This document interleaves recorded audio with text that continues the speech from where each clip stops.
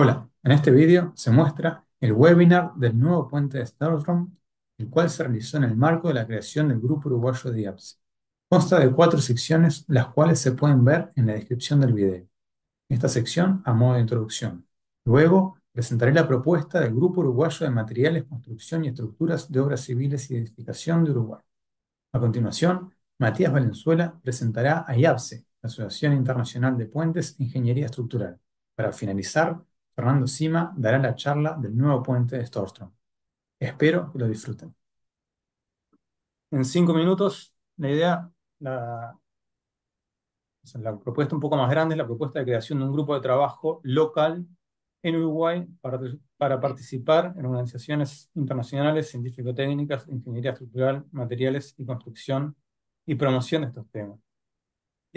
Ahora que leo la propuesta, creo que en realidad el foco no es tanto la participación en organizaciones internacionales, sino lo que eso puede derramar a Uruguay, que está un poco más expresado acá en estos objetivos.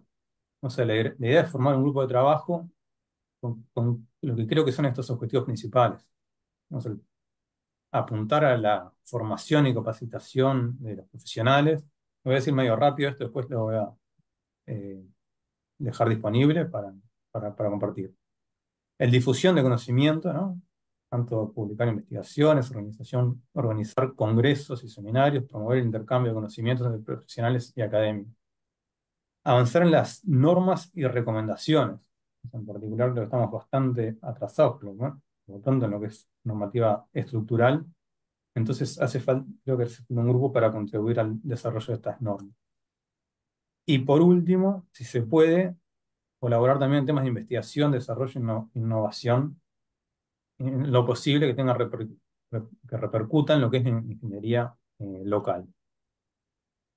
Entonces, como el quinto punto, que en realidad el quinto punto, que es la conexión internacional, lo que hace, entiendo, es potenciar los 4 puntos anteriores. O sea, los 4 puntos anteriores van a ver más favorecidos, van a mejorar la calidad si estamos en contacto con estas organizaciones internacionales.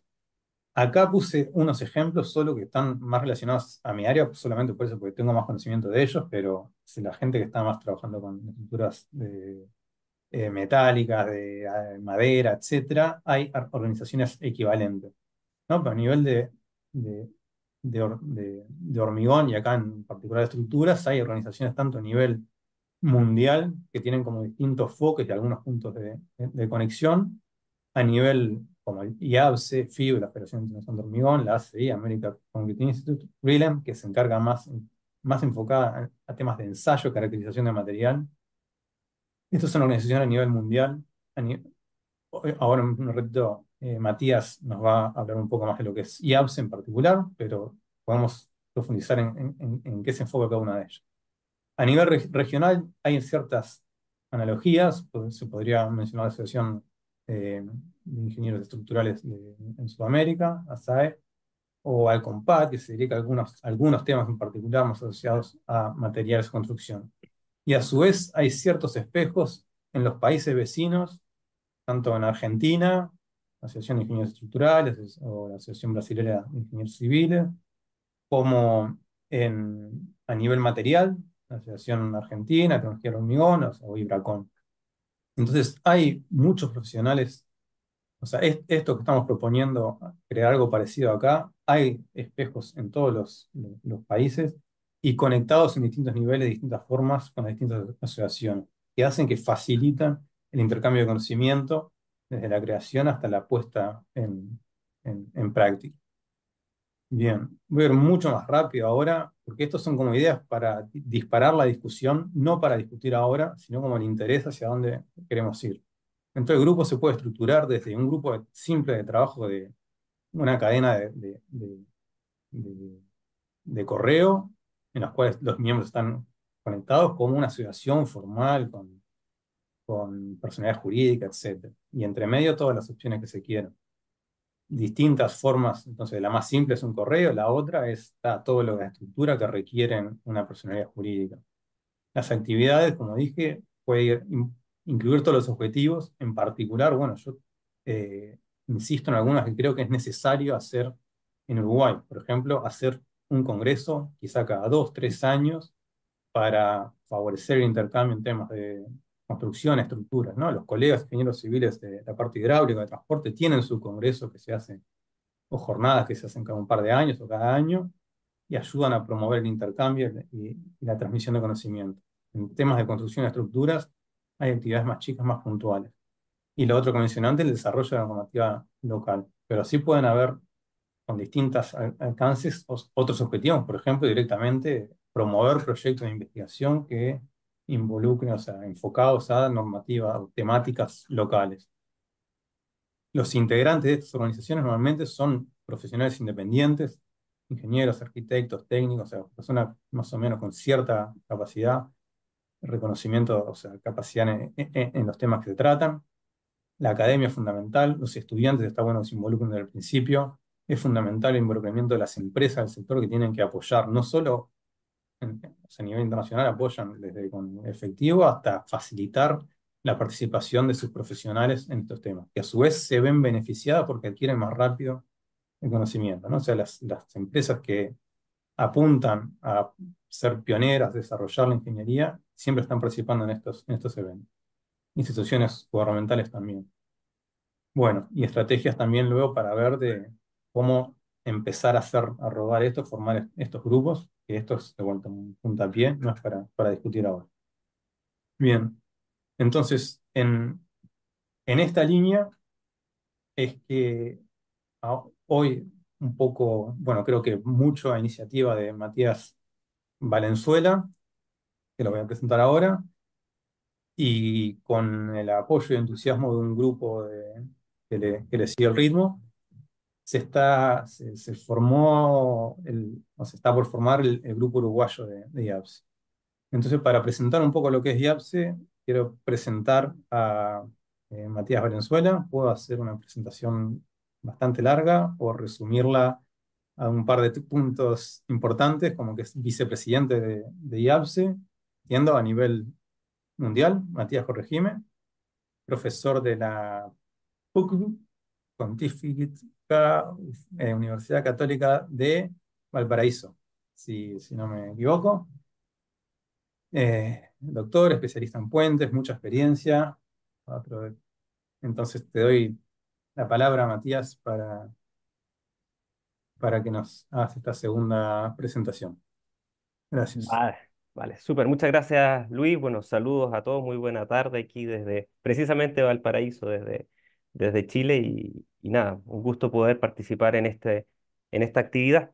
Si les parece, bueno, lo que tengo por objeto es contarles un poco brevemente, trataré de ser lo más conciso y no quitarle tanto tiempo a Fernando, que aprovecho también de saludar, para que nos cuente ahí sobre estructuras sumamente interesantes. Entonces, permítanme unos minutos nomás solamente para contextualizar en parte lo que es este webinar, en qué asociación estamos enmarcando esta actividad y obviamente motivar a cada uno de ustedes, si es que ya no lo está, a ser parte de este grupo.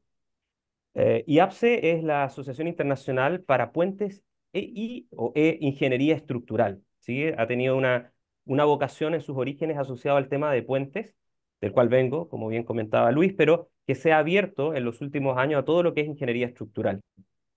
Y esto, de alguna manera, genera una suerte de plataforma para la práctica, para el avance del conocimiento práctico, digamos, de la ingeniería estructural, recogiendo a nivel mundial las experiencias. Y esto, como les digo, abre una línea relacionada con el análisis estructural, otra línea que está más bien focalizado a materiales y también a los aspectos constructivos. Es una mirada un poquito más amplia de lo que tenía en sus orígenes y hoy en día entiende esto dentro de lo que es el ciclo de vida de la estructura. Por lo tanto, digámoslo así, ya no es solo puentes, también incluye, qué sé yo, por ejemplo, represas, incluye infraestructura vial, incluye otro tipo de estructura, incluye nuevos materiales y además procesos constructivos.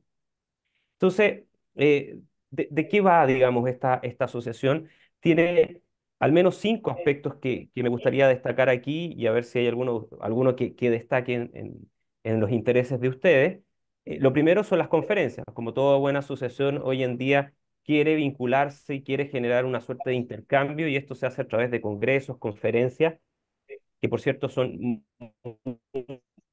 profesional, ¿no? Un en lo público para la académica.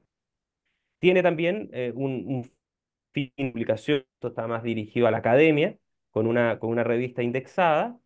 Tiene también lo que son los premios IAPSE, que es una suerte de reconocimiento de aquellas obras de cada uno de los países que destaquen, no solamente por ser la más grande, la más pequeña, sino que también por su sustentabilidad o su implicancia dentro de lo que es la ingeniería estructural. Algo que es súper interesante, que son los grupos de técnicos de trabajo. Aquí cada uno de los miembros puede participar con voz, voto en el desarrollo de tanto sea investigación aplicada, tanto sea recomendaciones en estas áreas a nivel internacional. Y finalmente también hay un programa para jóvenes ingenieros que permite también una transición entre estudiantes recién egresados con la posibilidad de conversar con destacados ingenieros a nivel mundial, ¿no? Y es un poquito esto, ¿no? El compartir, el mantener en las conferencias y en las reuniones de una manera tanto técnica, profesional, como también mucho más distendido, ¿no? Eh, ahí me han pillado con algo en la mano que aseguro que es un vaso con jugo, pero va más o menos en esa idea, ¿no? O sea, poder compartir y además hacer una suerte de conocimiento no solamente técnico, sino que también cultural con colegas de varias partes del mundo, ¿no? ¿Ya? Bueno, se ríen también, ¿no? En Japón, en Suiza, en Hong Kong y en otros lugares. Y esta es una asociación que no surge ahora. Esta asociación es del año 1929, aquí una de las primeras fotografías en el ETH Zurich, en Suiza, con 49 ingenieros estructurales de 14 países que decidieron entonces comenzar con esta asociación. Vamos a cumplir pronto 100 años de vida útil y ejemplos, ¿no? De que esto todavía se ha actualizado, obviamente cambia un poco las imágenes, estamos ahí, Vancouver del año 2017, etc. Hay destacados o han participado destacados ingenieros a nivel mundial, no sé, voy a llamar algunos que puedan sonarles, Michel Virulex, George Slice, Neil Jimson, por nombrar un par nomás y se hagan una idea, ¿no? También entender que la asociación tiene esta suerte de visitas técnicas, ¿no? Y el intercambio que se hace no solamente es dentro de las aulas o dentro de las conferencias. Aquí, por ejemplo, la visita técnica a un puente de ferrocarril el año 1929 en Viena, y esto se ha ido repitiendo con el correr de los años, ¿no? Por ejemplo, visitas en Copenhague en el año 2018, en Suiza, algo que ya se ha repetido bastante con varias estructuras de este tipo, ¿no? Y algo que nos convoca hoy día, más tarde, que es el grupos nacionales. Aquí podemos ver a los presidentes de los grupos nacionales del año 2019 y que, bueno, lo interesante sería que se pueda sumar Uruguay y que se va a sumar Uruguay, no lo digo en condicional, lo digo ya formalmente, se va a sumar ahora, teniendo algo súper interesante porque el hecho de tener un grupo nacional habilita, digamos, a participar con expertos tanto nacionales como regionales, me refiero en este caso a Latinoamérica, como también a nivel internacional, contacto directo, ¿no? Potencia también la posibilidad de inscripción de jóvenes profesionales, publicar, digamos, y esto toma valor, publicar aspectos que son de interés a Uruguay, ¿cierto? Y optar también a los premios o al reconocimiento de cómo la ingeniería en Uruguay es valiosa para el mundo, ¿no? Y aquí algunos eventos nacionales que ya lo comentaremos más tarde en la reunión de IAPSE Uruguay, ¿no? Solamente para que ustedes se hagan una idea, en el último tiempo se han activado y este es el grupo latinoamericano que va creciendo, ¿ah? Esto es una fotografía un poco más antigua: Chile, Argentina, Brasil, Ecuador, Colombia, Costa Rica, México, y ya sumamos también a Bolivia, y no me quiero quedar corto con algún otro. Y es donde Uruguay se va a convertir en una red regional donde estamos participando en workshops, en ciertas actividades de webinar como la que tenemos el día de hoy, ¿no?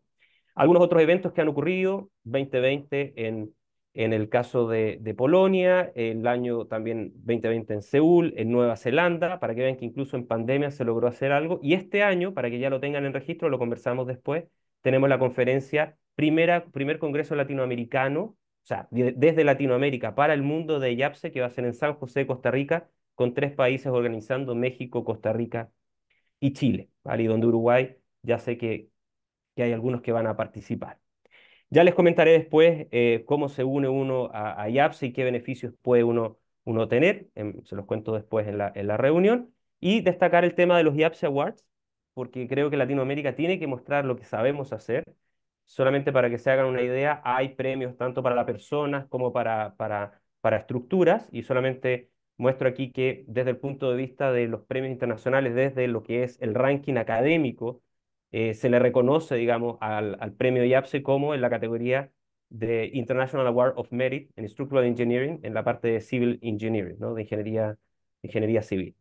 Y han habido grandes proyectos, fíjense que no solamente puentes, sino que Shanghai Tower en China o el Phoenix Center de China, como estructuras ya de edificación, estadios, entre otros, ¿no? Y obviamente, bueno, puentes de gran relevancia como los que se muestran allí. Solamente para la academia, después comentarles más adelante que hay publicaciones tanto de revistas indexadas como también de boletines eh, que de alguna manera le dan ese contexto general. Espero no haberme pasado, pero más o menos eso es una introducción para que se hagan una idea de lo que es IAPS. Ojalá se motiven a quedarse después, ¿no? Y conversar un poquito más de este tipo de asociaciones y de lo importante que podría ser que el Uruguay se esté sumando a ello. Así que, Luis, eso es por mi parte y ya te entrego la palabra para pasar a Fernando. Y ahí lo Muchas veo. gracias, Matías. Perfecto de tiempo, como siempre. Bien, entonces, eh, gracias por las palabras y por la presentación de IAPSE. Y ahora la idea es pasar al webinar.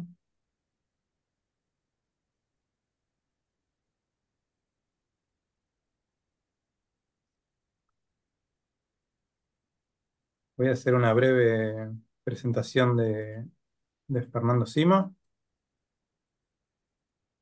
Un segundito. Ahí sí creo que se ve. Y la mejor presentación de Fernando Sima, como siempre, es su trabajo. Así que mientras hago un mínimo resumen de algunos de sus datos, los invito a admirar algunas de sus obras. Fernando Sima es ingeniero civil por perfil estructural por la Universidad de la República, doctor ingeniero por la Universidad Politécnica de Cataluña.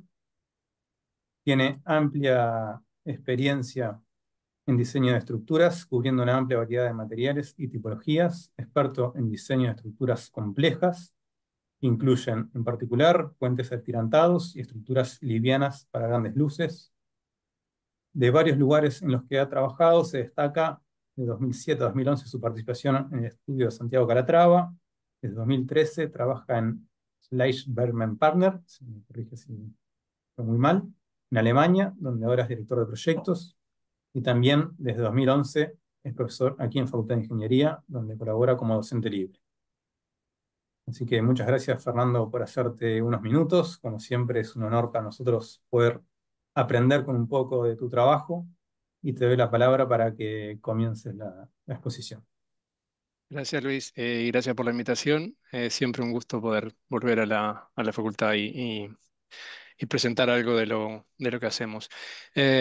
Solo un comentario acerca de YAPSE. Yo soy socio de YAPSE hace más de 18 años y mm, convencido de que hice bien en ser parte de YAPSE desde hace tanto tiempo. Es un lugar ideal para compartir conocimiento y generar una red de contactos en los temas que nos interesan a nosotros. Bueno, paso a hacer la presentación.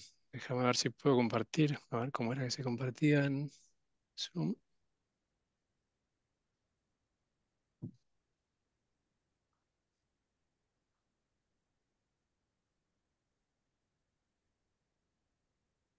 ¿Tengo permitido compartir, Sí, Luis? ¿Dónde estaba en Zoom? El botón de compartir. y en el menú de opciones, yo lo tengo en el medio, dice compartir. Ahí, va. Vamos a intentar, a ver. Comparto la pantalla uno, que sería...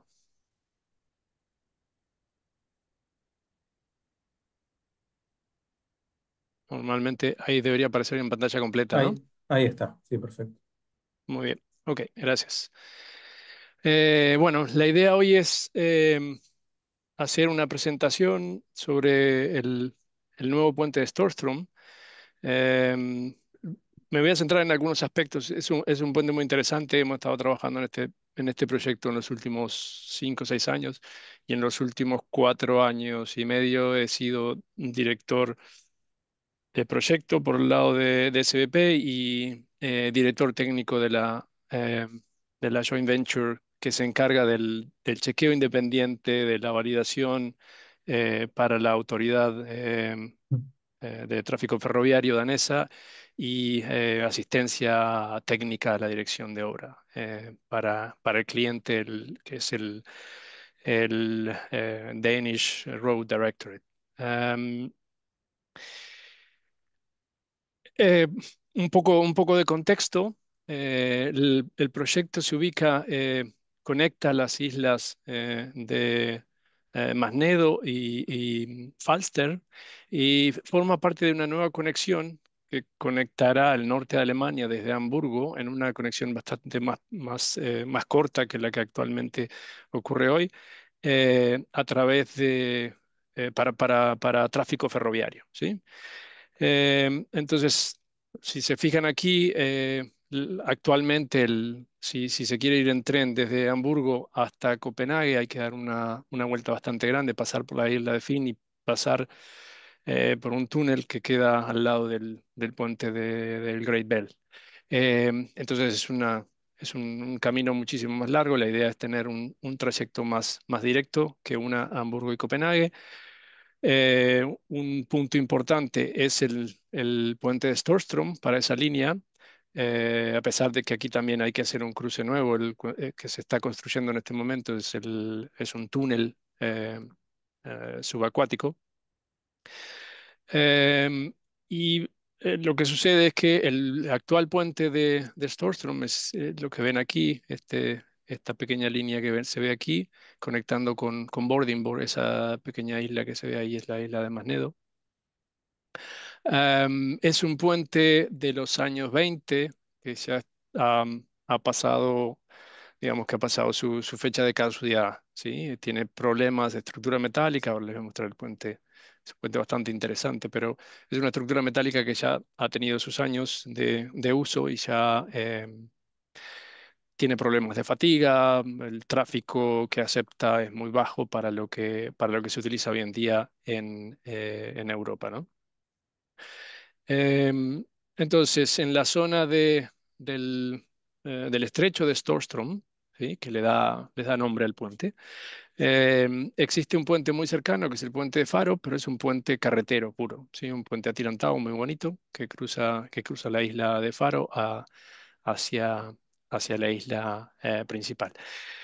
El cruce aquí, el puente, el antiguo puente de Storström, que todavía está en uso mientras se termina la construcción del nuevo puente, sería el que aparece aquí sobre la derecha y el nuevo trazado del nuevo puente es ese que se ve aquí, que lo dibujé en naranja.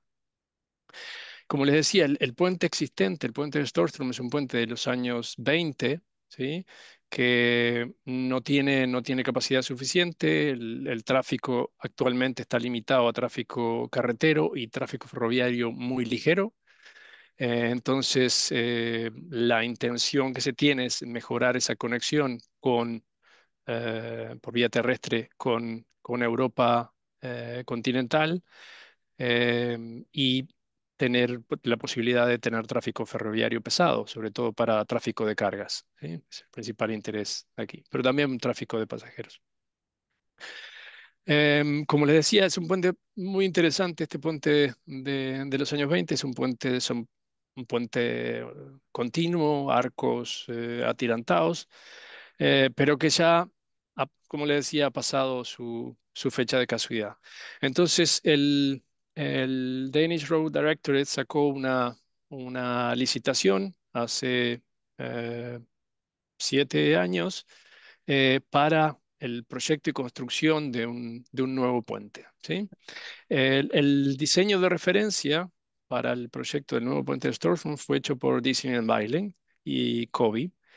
Es un proyecto que tiene, a diferencia de lo que es normal para un proyecto de diseño y construcción, tiene muchísimas limitaciones, sobre todo en cuanto a la geometría. La geometría estaba fijada por el proyecto de referencia y se tiene que respetar casi que a rajatabla, con muy pocas variaciones, ¿sí? Entonces, lo que implicó que todos los equipos que se perfilaron para la licitación del proyecto y construcción tuvieran que afinar muchísimo el lápiz para poder ajustar un diseño que ya era bastante avanzado para un diseño de referencia y que tenía ciertas limitaciones en cuanto a lo que se podía cambiar y lo que se podía optimizar. Es un puente muy interesante. Para empezar, es un puente en curva en toda su longitud. Al ser un puente, perdón, que voy a mover la cinta con... Ahí va. Al ser un puente ferroviario, ¿sí? El radio de curvatura en planta tiene que ser muy bajo, como ustedes saben, para poder tomar la curva con la vía de tren con cierta seguridad. Pero a su vez tiene algunas características particulares. Es tráfico mixto ferroviario y carretero, ¿sí? Lo que hace que por limitaciones en los trazados, lo que hizo fue que la sección transversal, la sección del tablero, sea asimétrica completamente en cuanto a la geometría y en cuanto a las cargas que recibe, ¿sí? Aquí pueden ver cómo en el diseño de referencia eh, el tráfico ferroviario está del lado interior de la curva y el tráfico carretero y tráfico de bicicletas y peatones del lado exterior de la curva, ¿sí? Entonces tenemos dos voladizos con diferente magnitud. A su vez, una- algo que impone muchísimas restricciones es que es un puente atirantado en los tramos centrales. La longitud total del puente son 3.832 metros, de los cuales los tramos centrales para pasaje de buques de carga, ¿sí? Tienen vanos de 160 metros, ¿sí? Dos vanos de 160 metros atirantados, pero con un único plano de tirantes, si bien no están contenidos en un plano porque está en curva, pero normalmente le llamamos así, con un único plano de tirantes, con un pilono único, casi centrado en el tablero. Eso hace que sea muy, muy particular. Tiene una conexión monolítica completamente entre tablero y pilono. A su vez, por el hecho de que está en planta curva, aparece una excentricidad natural, ¿sí? Las cargas están excéntricas, las cargas verticales están excéntricas por el hecho de que ser en planta curva. Y esa excentricidad se acentúa cuando la carga vertical, ya sea desbalanceada del tráfico ferroviario o carretero, tiende a empujar el pilono hacia un lado o hacia el otro. Un poco de la organización del proyecto y dónde venimos a parar nosotros como SBP. Em, el cliente es la autoridad de carretera de Dinamarca, ¿sí? Quien controla el proyecto. El contrato se dio a una joint venture, a una UTE, Unión Temporal de Empresas, o como se quiera llamar, que la conforman tres empresas italianas, ¿sí? La más grande de ellas es Itinera, que es la líder del consorcio, y luego está la Società Italiana per le Condotte dell'Acqua y Grandi Lavori Fincosit, que son empresas constructoras un poco más pequeñas de Italia, pero que también en estos momentos en los nórdicos hay una gran cantidad de obras que están siendo llevadas por empresas italianas. O sea, vieron un buen negocio en, en los países nórdicos y en los últimos 10, 15 años han ganado muchísimos proyectos en esa zona. Como les comentaba antes, el diseño de referencia es de Design Biling con COBE como ingeniería. Design Biling es una oficina de arquitectura especializada en diseño de puentes y Cobee es una de las empresas más grandes en cuanto a diseño de puentes del mundo.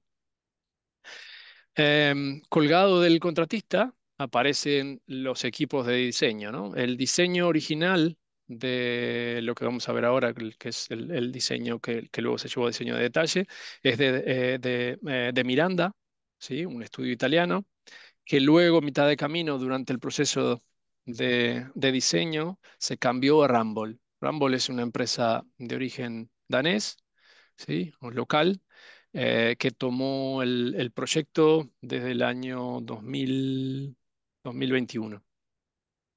Luego hay otras empresas que a su vez colaboran, hay y muchísimas empresas menores que no he anotado aquí, pero que también forman parte de esto. Pero estas son las empresas principales. Y nosotros estamos a cargo de el chequeo independiente, un chequeo tipo categoría 3 de acuerdo al código británico. Ahora le voy a explicar un poquito más sobre eso.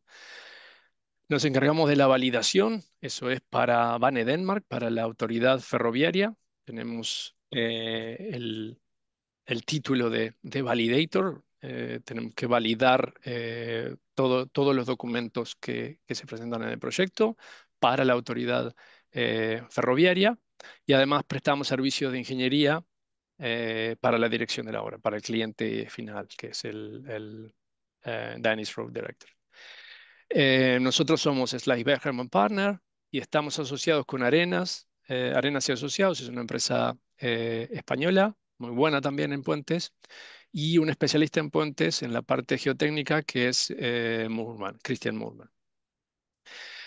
Y la supervisión en el sitio está a cargo de Cobee, ¿sí? Los ingenieros en la obra por parte de la supervisión son todos de Cobee.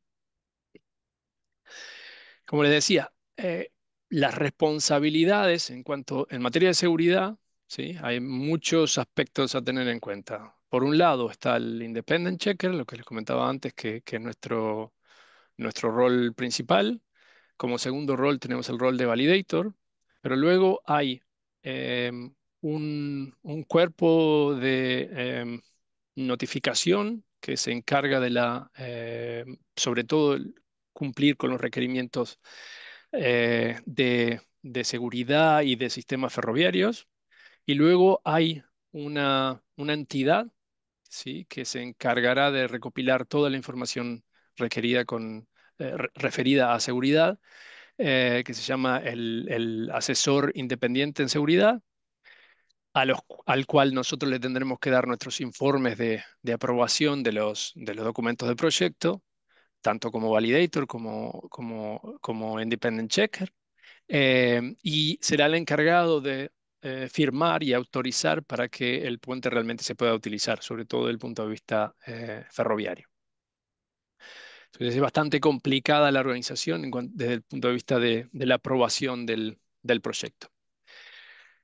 Solo para comentarles un poco, el manual de carreteras y puentes británico define las categorías de chequeo de diseño. Y si bien no existe específicamente este rol tan definido en Eurocódigo, en Europa en general, ¿sí? O localmente en Dinamarca, para puentes muy importantes es normal que se realice un chequeo completamente independiente. ¿Qué consiste un chequeo completamente independiente? Recibimos la información, únicamente recibimos las bases de diseño y los planos. ¿Sí? No tenemos acceso como Independent Checker, no tenemos acceso a los cálculos del diseñador. Y repetimos todo el proceso de análisis y diseño, lo repetimos, ¿sí? Completamente independiente de lo que haga el diseño y verificamos que todo lo que aparece en planos es correcto, cumple con los requerimientos de seguridad, ¿sí? Estados límites de servicio, estados límites últimos, estados límites accidentales, etcétera, ¿sí? De manera completamente independiente. Y luego se compara con los resultados em, del diseño, ¿sí? Es una Un rol un poco especial, ¿sí? Que únicamente pasa en proyectos muy grandes y muy importantes, ¿sí? No es habitual, por lo menos en Uruguay que yo recuerde, el rol de independent checker no es nada habitual. No se me ocurre ningún proyecto en este momento que haya pasado algo así. Quizás sí, alguien me puede comentar luego de los que están atendiendo el webinar. Un poco de generalidad de la estructura, lo que les comentaba. La estructura son 3.832 metros entre apoyos en los dos estribos. Em, la característica fundamental del proyecto es la repetitividad, ¿sí? Lo único que es diferente es el tramo entre los ejes 1N y 1S, que es el tramo atirantado.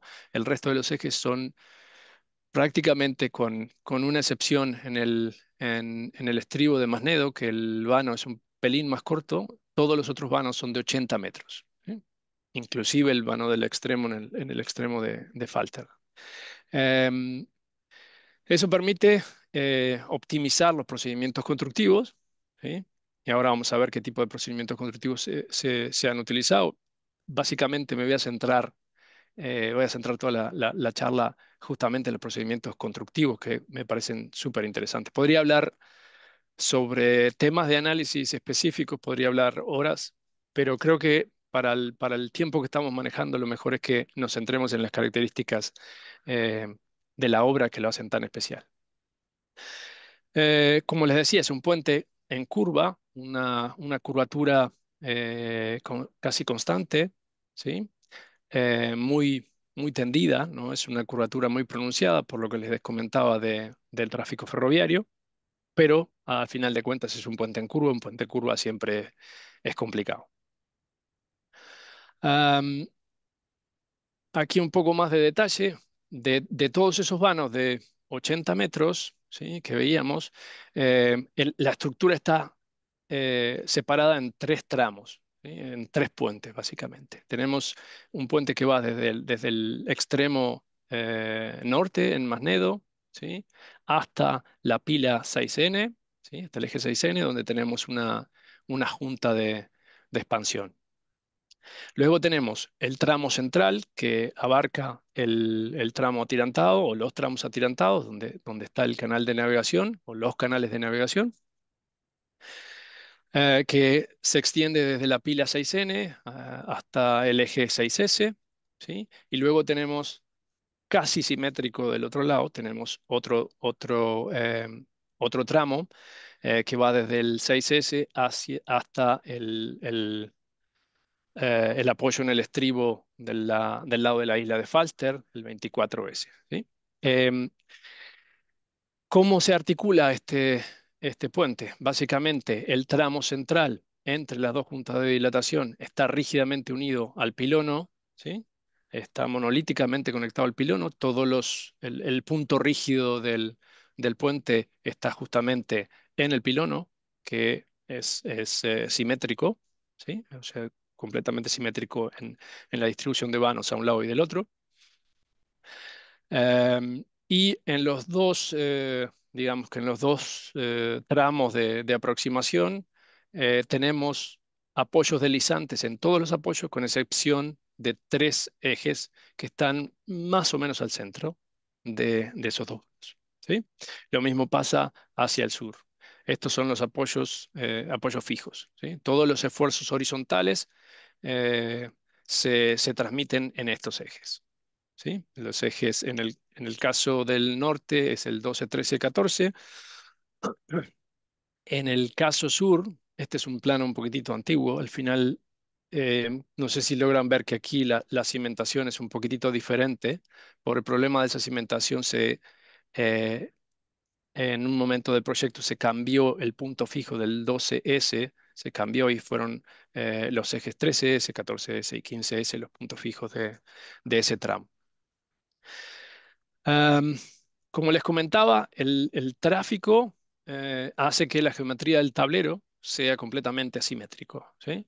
Tenemos un tablero que tiene un ancho de 24 metros 80 normalmente, y en la parte atirantada, como necesita dejar espacio para que se anclen los cables al centro, en la mediana, lo que no, no es una mediana, pero al centro del tablero o en la separación entre tráfico ferroviario y tráfico carretero, y además para dejar espacio para el pilono, ¿sí? Se ensancha hasta los 27 metros 15 en esa zona. Ahora vamos a ver en la siguiente imagen. Aquí pueden ver que además, por una cuestión de percepción de seguridad, no es solamente asimétrico por temas de geometría y dimensiones de circulación, sino que también es asimétrico por las alturas en las que están ubicados el nivel de la plataforma de tráfico ferroviario con el nivel de la plataforma de tráfico carretero, ¿sí? Entonces queda una sección completamente asimétrica. Am, Aquí podemos ver la sección cómo se ensancha para recibir la conexión con el pilono. El pilono en la parte superior, sobre el tablero, tiene un ancho de 6 metros y poco, y por una longitud de 6 metros y poquito. Y aquí pueden ver un poco la conexión monolítica del tablero con la parte inferior del pilón. Volviendo un segundo atrás, les quería comentar, además, tenemos un tablero que tiene un canto es un cajón que tiene 5 metros 60, ¿sí? Eso hace que sea un puente atirantado, el tramo central, que es un puente atirantado bastante especial, porque es una sección muy rígida para un puente atirantado, ¿sí? Normalmente esta es una sección difícilmente, por el hecho de que es un puente para tráfico ferroviario y que es un puente que tiene un pilono único, ¿sí? Se necesita un tablero bastante rígido. Pero estamos hablando de un orden de magnitud quizás más rígido que lo normal en un puente atirantado. Una de las características fundamentales de la propuesta ganadora, ¿sí? ¿Y por qué resultó ganadora? Fue que hacían un uso extensivo de la prefabricación, ¿sí? El puente eh, es un caso especial en cuanto al nivel de prefabricación que se logró, ¿sí? Y eso se debe a la propuesta del diseño de Miranda, muy buena, ¿sí? Una muy buena idea. Ahora vamos a pasar por los diferentes elementos del puente y vamos a ver cómo se realizaba, cómo se materializaba o cómo se materializa esa prefabricación. Empezamos por las fundaciones. Las fundaciones normales, estamos hablando de fundaciones que son cajones nervados, ¿sí?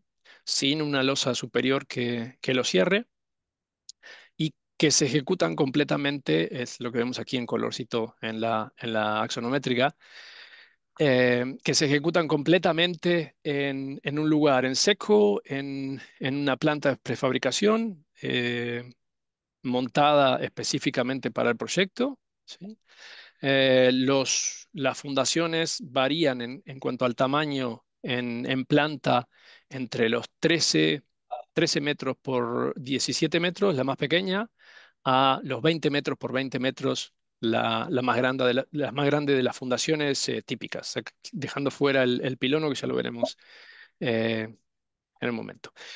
Inclusive, aquí se puede ver que en algunos casos lo que se hace es rellenar porque se necesita peso, ¿sí? Se aligeró lo máximo posible la estructura del cajón para poder prefabricar, pero luego se necesita peso para mantener la estabilidad. Entonces, en algunos casos se rellena con balasto eh, esos espacios en el cajón, ya una vez en el sitio. Aquí podemos ver un poco de la fabricación de los cajones, pueden ver la magnitud y aquí pueden ver que la prefabricación se realiza en seco, cubierto en unos galpones, unos sheds preparados o construidos específicamente para esto, galpones de 300 metros de largo. Hay 6 o 7 galpones de este tipo en el proyecto solamente para prefabricación. Aquí podemos ver el montaje de, de la ferralla del armado para la fabricación sobre la derecha vemos el cajón ya hormigonado. ¿Sí? Aquí podemos ver, para que se hagan una idea de las dimensiones de estos elementos, aquí podemos ver comparado con una grúa. Esta es una grúa Terex bastante potente, creo que esta debe ser de 600 toneladas, si no me equivoco. Eh, y podemos ver la dimensión que tiene el elemento de fundación. Luego, cómo se lleva al sitio y se instala en la posición correcta. Se utilizaron los medios auxiliares en este proyecto son eh, asombrosos. ¿Sí? Cada vez que voy a la obra me quedo asombrado con los medios auxiliares que pusieron en marcha en esta obra. Esto es un catamarán equipado especialmente para esta obra. ¿Sí? Adaptaron, la empresa Fagioli es una empresa especializada, italiana especializada en mover grandes cargas marítimas, eh, y montaron este catamarán para poder trasladar los elementos de fundación, ¿sí? Los cajones de fundación. Aquí vamos a ver un poco la secuencia de montaje de los elementos de los cajones de fundación. ¿Sí? Básicamente se llevan en una barcaza. Para llevarlos a la barcaza, no lo mostré ahí, pero se utilizan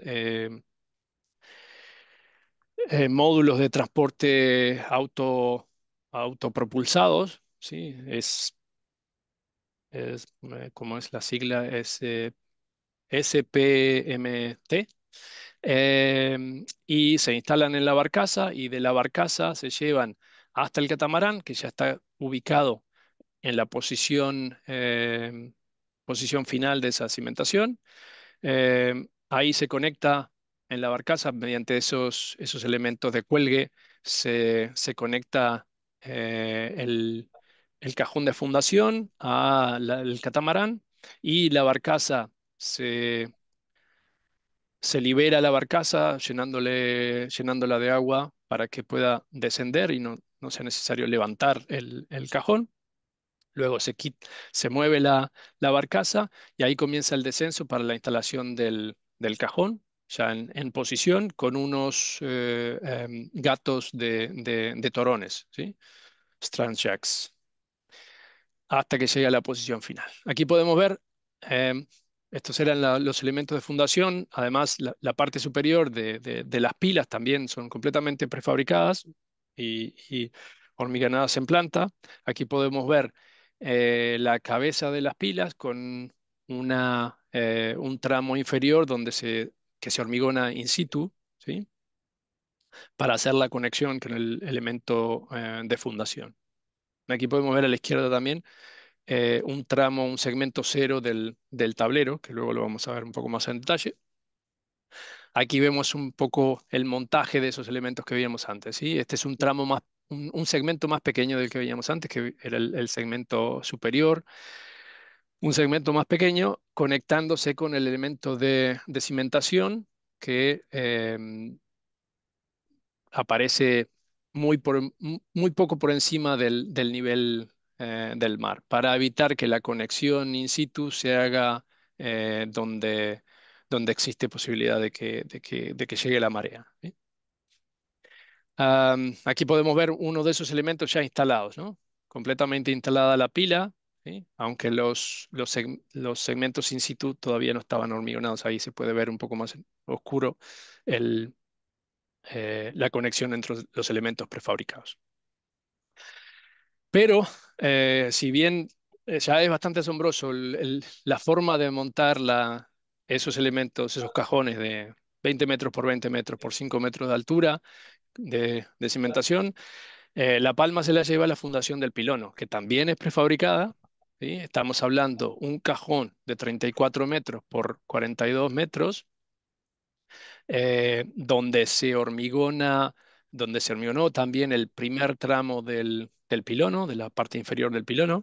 Aquí pueden ver también la excentricidad que tiene el pilono con respecto a la cimentación, por lo que les comentaba antes, la curvatura que tiene el puente hace que tenga un momento de vuelco permanente a nivel de la cimentación, que se compensa en parte con este efecto. Lo que les decía, este cajón que vemos aquí, eh, y lo vemos un poco aquí para que se hagan una idea de la magnitud o del tamaño de este elemento. Aquí podemos ver parte del equipo eh, de Independent Check. Em, este elemento, con un peso al momento de montar, junto con la estructura esta que se ve aquí en rojo, que es una estructura auxiliar para el montaje, para la instalación y el hormigonado del tramo inicial del tablero. Esto pesaba 12.000 toneladas, ¿sí? Hubo que transportar este elemento de 12.000 toneladas hasta la posición final. Aquí lo podemos ver, transportado sobre unos rieles, se mueve hacia la barcaza. Una vez en la barcaza, ¿sí? La barcaza puede comenzar a navegar hasta la posición final. ¿Sí? Es una barcaza especial. No tengo la imagen de cuando la barcaza se retira, pero la barcaza se llena de agua, baja y hace que el pilono, perdón, la cimentación del pilono, que está rellena de aire, empieza a flotar. Y luego se empieza a llenar con agua para bajarla hasta la posición. Y se controla con estos buques que tienen unas lingas que hacen intentar controlar el descenso mientras se va hundiendo, literalmente hundiendo la cimentación del pilón. Es una operación muy delicada, ¿sí? Hay una única oportunidad para hacerla, ¿sí? No hay posibilidad de corregir esto, no hay manera de moverlo una vez que está en posición.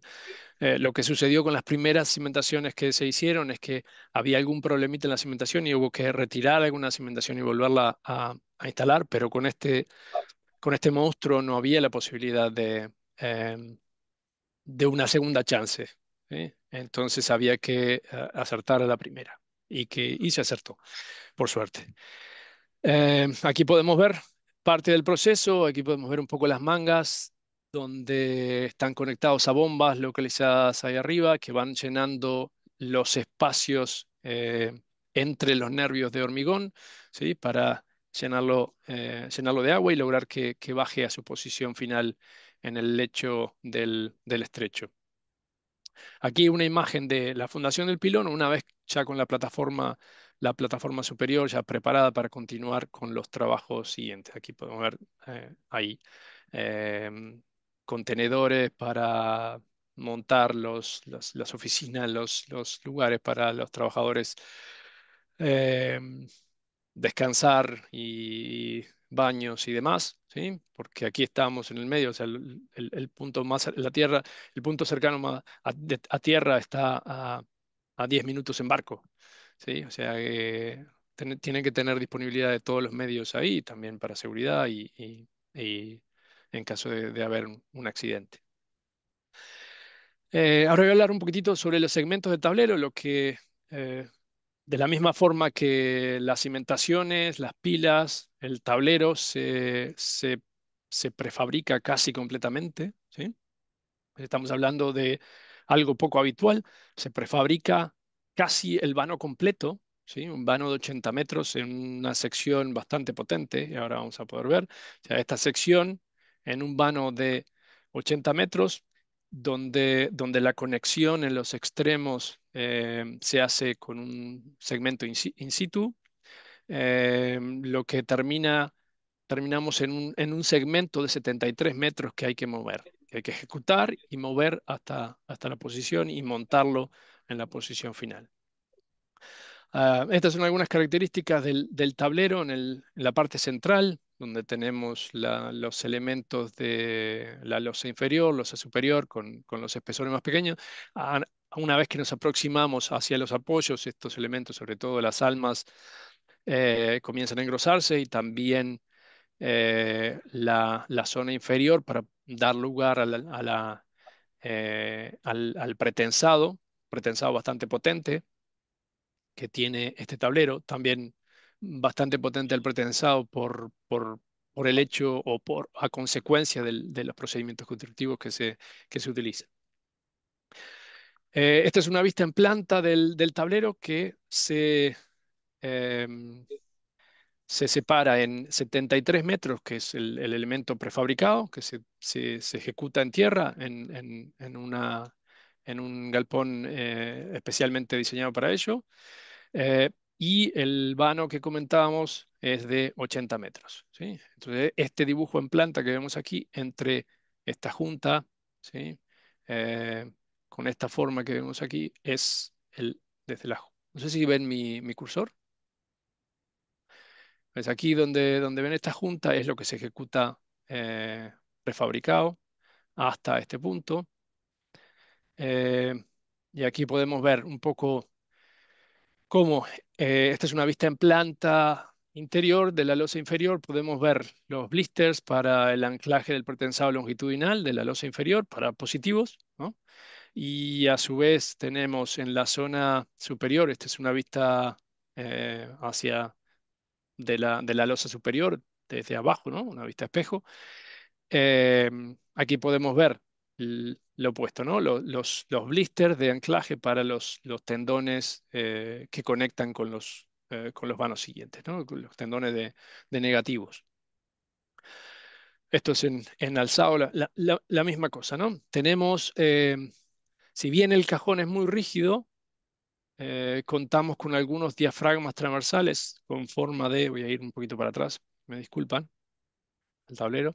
Los diafragmas transversales están formados por estos puntales diagonales que conectan las esquinas inferiores del cajón.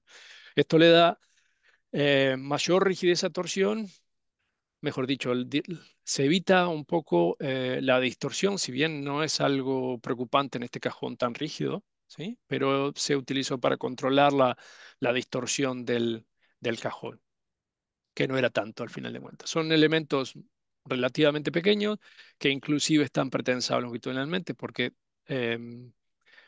inicialmente se esperaba unos esfuerzos mayores, aunque el efecto más grande de tracción en estos elementos aparece en los tramos principales, ¿no? Donde tenemos la conexión con los tirantes. Ahí sí aparece una tracción que tiende a llevarse o tiene que irse a las almas del tablero. Volviendo a donde estábamos, bueno, esto solamente para mostrarles un poco la cantidad de pretensado que tenemos en el tablero, ¿sí? En la parte superior izquierda tenemos el pretensado de continuidad, al centro tenemos el eje, ¿sí?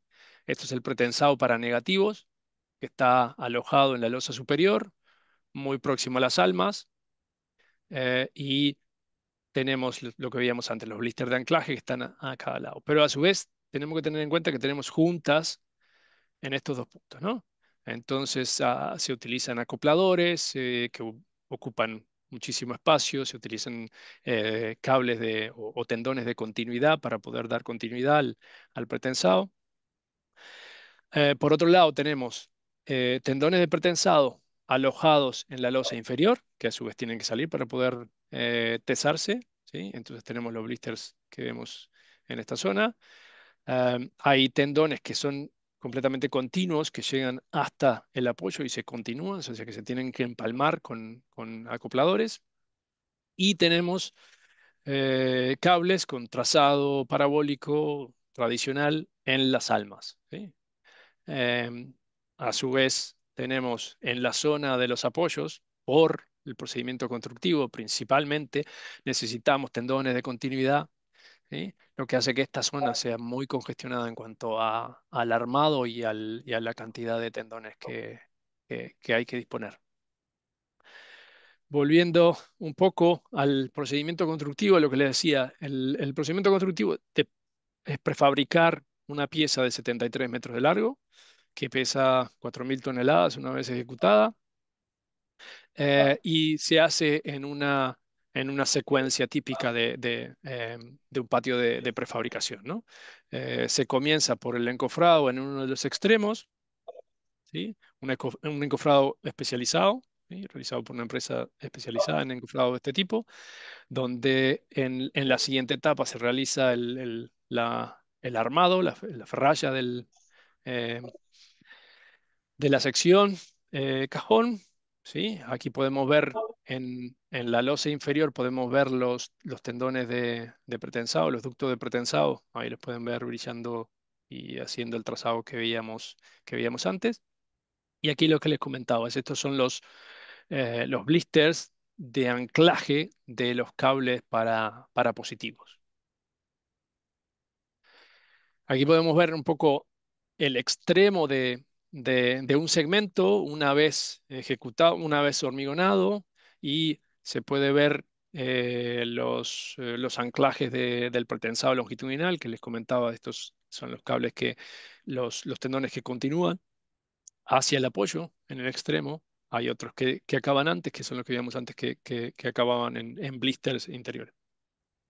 Y aquí podemos ver un poco de lo sofisticado del sistema de encofrado para poder retirar el encofrado interior, ¿sí? Para poder retraerlo, todo el sistema, su sistema hidráulico, computarizado, bastante complejo.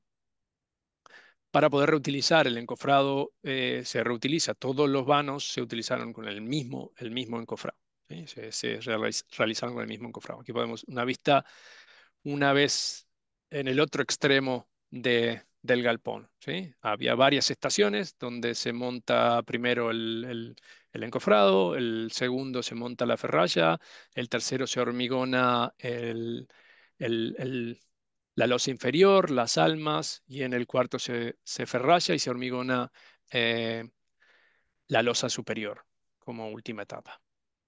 Y aquí ya estamos casi al extremo del galpón, listo casi para salir. Una vez que está curado eh, ese tramo de ese segmento, ya está listo para salir del patio al patio de- de prefabricación, donde se estoquean los elementos ya listos para salir a ser instalados. ¿Sí? Acá podemos ver, esto es un elemento, para que se hagan una idea, aquí ven las personas, esto es un elemento de 73 metros de largo, con sus 25 metros de ancho y 5 metros 60 de canto. Aquí un poco eh, más en detalle, los elementos auxiliares que se utilizan para el izaje de estos segmentos del tablero. Estos elementos en amarillo lo que hacen es llevar la reacción en el extremo, la desplazan unos metros para poder alinearla con el eje perfectamente del apoyo. Luego vamos a ver, o se va a entender un poquito mejor por qué, y se utiliza un juego de palanca muy simple, pero muy bien logrado, para poder izar el tablero y montarlo en posición. Luego, con los módulos de transporte autopropulsados que les comentaba, que se pueden ver aquí, ¿sí? Debajo de este tramo de tablero, se transportan estas 4.000 toneladas de viga, ¿sí? hasta el sitio con sus elementos de izaje, estos monstruos amarillos que se ven en la parte superior. Una vez que se llega al lugar, comienza a navegar lateralmente la barcaza hasta llevar eh, la- el segmento hasta la posición. Los elementos, aquí podemos ver que el segmento cero del tablero, el extremo que se ubica perfectamente sobre el eje de la pila, ya están instalados y lo esperan estos elementos de izaje amarillos que tienen em, un sistema de strand jacks para levantar y hacer el big lift de este segmento, ¿sí? Lo recogen desde el extremo de estos elementos amarillos, ¿sí? Los elementos de izaje, y proceden al levantamiento. Y les juro que si se fijan aquí el barco dice Cima Charters, pero no tengo nada que ver con esa empresa. Eh, el izaje, una vez que los strand checks están conectados con los elementos de izaje, la barcaza ya está libre y puede volver a la planta de prefabricación. ¿Sí? Aquí la tenemos casi en ese momento. Y se puede ver que para estabilizar este momento de la ejecución, eh, se, se controla con unos elementos, con unos anclajes a puntos relativamente fijos, ¿sí? Para tratar de controlar la posición de la barcaza.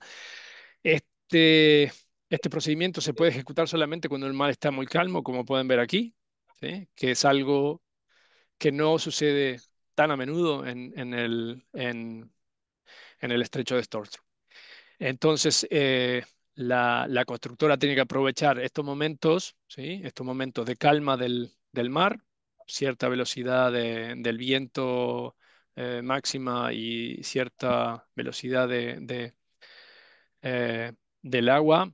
eh, Tienen que aprovechar y inmediatamente salían a instalar estos elementos que estaban preparados para ello, con una previsión, obviamente, una planificación muy importante detrás. Una vez que se comienza el izaje, lo que les decía, a partir de ese momento los elementos de transporte, ¿sí? Los módulos de transporte ya eh, se desactivan y la barcaza se puede comenzar a mover lateralmente para salir de su posición. Los Strangjacks comienzan a trabajar y en cosa de unas horas tienen el segmento ya al nivel final. ¿Sí? Esto es cosa de menos de mediodía, es suficiente para izar esa carga. Aquí lo podemos ver ya instalado. Ese fue el primer segmento eh, del del lado sur. Saltamos un poco al pilono. El pilono es el único elemento que es, con excepción de la fundación, el único elemento que fue ejecutado in situ. ¿Sí? Y lo que le comentaba, como, como la planta es curva y tenemos un único plano de tirantes, si bien, repito, no es un plano, pero le llamamos de esa manera, lo que aparece en ese caso es una fuerza transversal, ¿sí? Por efecto de esa componente transversal que un par de cables le ejercen al pilono, aparece un momento bajo cargas permanentes, ¿sí? Aparece un momento en el pilono. Entonces es un pilono bastante poco habitual, ¿no? Nosotros cuando diseñamos un pilono siempre tratamos de que bajo cargas permanentes esté únicamente en compresión, eso es lo ideal. Bien. Em, Fernando, entonces, perdón sí, que te interrumpa, odio interrumpirte, perdón, pero es solo para avisarte que estamos un poquito pasados de tiempo. vale, le acelero un poquito, Bien. ¿vale? ¿Me das Gracias. unos minutos más? Adelante. Em, lo que les comentaba, esa componente, aquí un poco exagerado, si lo miran en el lado derecho, esa componente transversal empuja el pilono, lo que hace que el pilono tenga que tener pretensado vertical en el lado oeste, ¿sí? O sea, el lado de fuera de la curva. ¿Sí? La sección del pilono son aproximadamente 4 metros en la base, 4 metros en la base por 6 metros y algo en longitudinal. Y en la zona de anclaje de los cables se utiliza una sección, no es una sección mixta, son cajones, ¿sí? Que transfieren la carga de los tirantes directamente al hormigón a través de conectores. Pero no trabaja como una sección mixta en global, ¿sí? Son elementos aislados, como podemos ver aquí. Básicamente, los cables, tenemos 18 cables, 18 tirantes a cada lado, con unidades que van de 73 torones a 109, y están equilibrados, ¿no? En dirección longitudinal, son pares.